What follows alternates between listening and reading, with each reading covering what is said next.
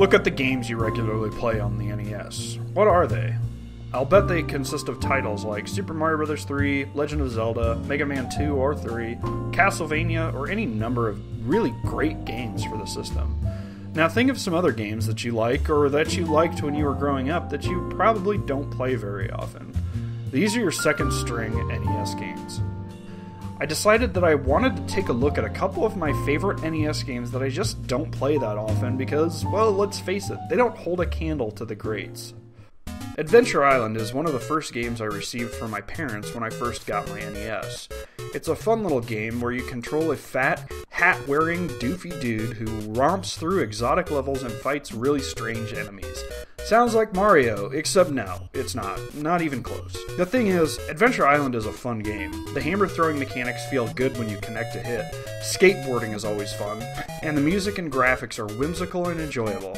The problem is that after the first 4 stages, you've seen just about everything there is to see, except for a mountain level type that appears later in the game.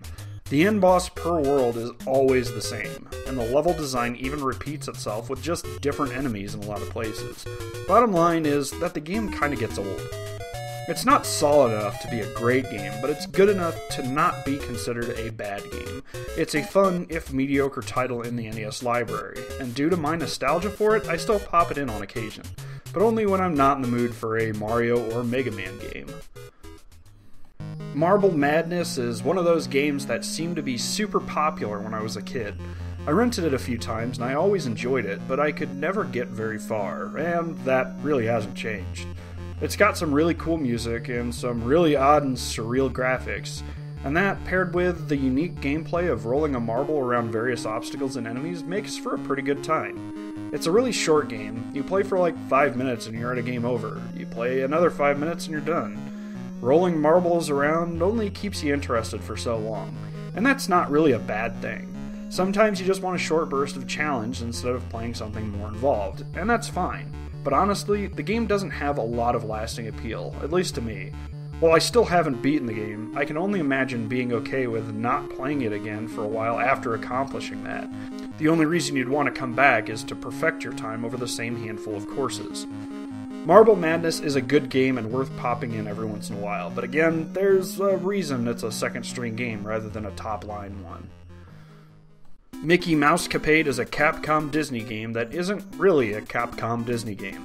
It was actually developed by Hudson Soft, so honestly it doesn't live up to that great Capcom quality that games like DuckTales and Rescue Rangers do. That being said, it's still a pretty fun game, if a bit primitive. Is that the right word? You control Mickey Mouse, grab some throwing stars, and guide Minnie Mouse through some levels to save a special friend. The game oozes pure nostalgia for me. It's one of the very first games I ever played. The gameplay is pretty basic. Walk, jump, shoot, and avoid enemies. It doesn't control too bad, but while it's a lot shorter than Adventure Island, most of the same criticisms apply. The level design is a bit lacking and the graphics are a bit boring. The bosses, while they look different, all attack in pretty much the same way.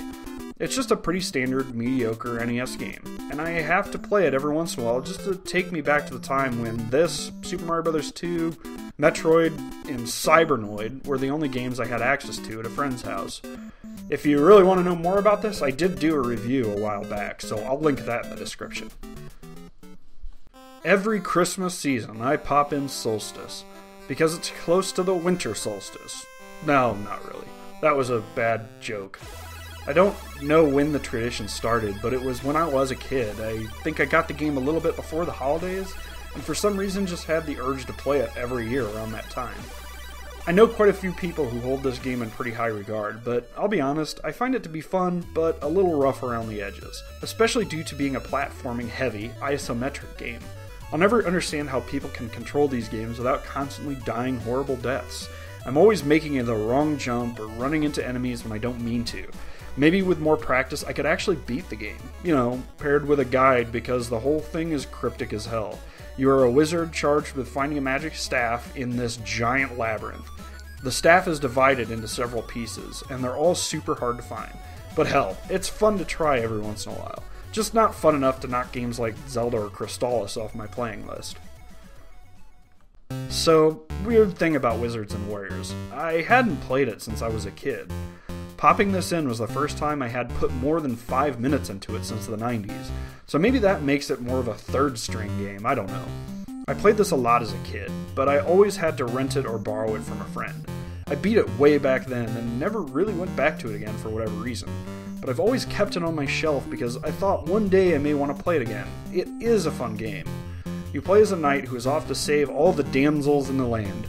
You play through each area, collecting keys to open treasure chests and doors, and collect enough gems to proceed to the boss. After killing the boss, you save a distressed damsel and move on. Attacking is done by pressing your B button or jumping. Seriously, I'm still not 100% sure how the hitboxes in this game work, but it's kind of addicting. When capturing footage of the game, I went ahead and played through the entire thing, which isn't too hard of a task due to the fact that when you die, you respawn exactly where you left off, even after a game over. Will I play Wizards and Warriors again? Yeah, definitely, but it'll be a while. I'd rather play a game like Zelda 2 or Ninja Gaiden if I want sword-swinging action, but the game really does have its place in my NES library. At the end of the day, these games are good. They're not great, they're not the best on the system, but they're worth keeping in my NES library. So they're my second string games. I will probably play them again, but it's gonna be a while. So do you guys have any games that are kind of similar to you? Games that you really like, but you just don't really have a whole lot of reason to play on a regular basis? Let me know. I'd like to see what kinds of games do you guys kind of just put on your second string. Thanks for watching. Later.